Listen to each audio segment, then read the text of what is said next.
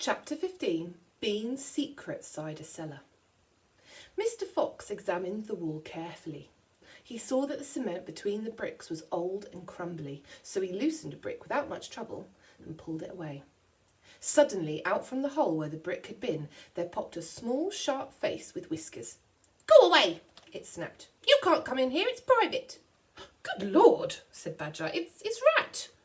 "You saucy beast," said Mr. Fox. "I should have guessed we'd find you down here somewhere." "Go away," shrieked Rat. "Go on, beat it. This is my private pitch." "Shut up," said Mr. Fox. "I will not shut up," shrieked Rat. "This is my place and I got here first."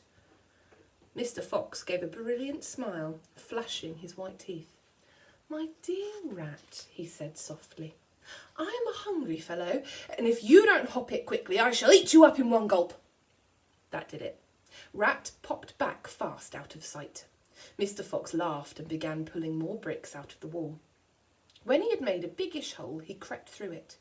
Badger and the smallest fox followed him in. They found themselves in a vast, damp, gloomy cellar. "This is it!" cried Mr. Fox. "This is what?" said Badger. "This place is empty." "Where are the turkeys?" said the smallest fox, staring into the gloom. "I thought Bean was a turkey man." "He is a turkey man," said Mr. Fox, "but we're not after turkeys now. We've got plenty of food." "Then what do we need, Dad?" "Take a good look around," said Mr. Fox. "Don't you see anything that interests you?" Badger and the smallest fox peered into the half-darkness. As their eyes became accustomed to the gloom, they began to see what looked like a whole lot of big glass jars standing upon shelves around the walls. They went closer. They were jars. There were hundreds of them, and upon each one was written the word cider. The smallest fox leaped high in the air. "Oh, Dad!" he cried out. "Look what we found! It's cider!" "Exactly," said Mr. Fox. "Tremendous!" shouted Badger. "Bean's secret cider cellar," said Mr. Fox. "But go carefully, my dears, don't make a noise.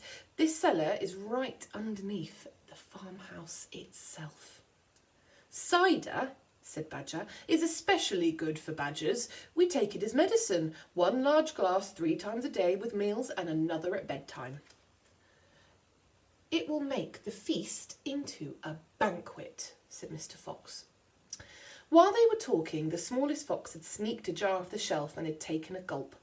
"Wow!" he gasped. "Wowee!" You must understand that this was not the ordinary weak fizzy cider one buys in a store. It was the real stuff, a home-brewed fiery liqueur that burned in your throat and boiled in your stomach. "Ah, gasped the smallest fox. "This is some cider." "That's quite enough of that," said Mr. Fox, grabbing the jar and putting it to his own lips. He took a tremendous gulp. "It's miraculous," he whispered, fighting for breath. "It's fabulous. It's beautiful." "It's my turn," said Badger, taking the jar and tilting his head well back. The cider gurgled and bubbled down his throat. It's like melted gold," he gasped. "Oh, Foxy, it's like drinking sunbeams and rainbows."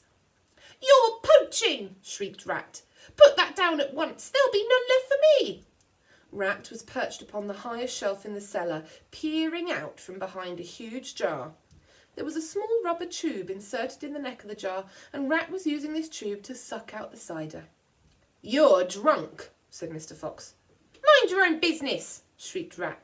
"And if you great clumsy brutes come messing about in here, we'll be caught. Get out and leave me to sip my cider in peace." At that moment they heard a woman's voice calling out in the house above them.